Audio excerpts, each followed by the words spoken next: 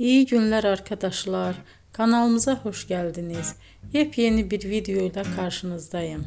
Elçin Sangu ve Barış Ardus'tan yepyeni karelerini sizler için düzenleyip video haline getirdim ve sizlere sunuyorum. Umarım beğenirsiniz. Elçin Sangu ve Barış Ardus Kiralık Aşk dizisinde birlikte rol almış ve herkes tarafından çok beğenilmiştiler. Biz de onların en güzel ve en özel karelerini sizler için hazırladık. Videoların devamını istiyorsanız kanalımıza abone olup sona kadar izlemeyi unutmayın.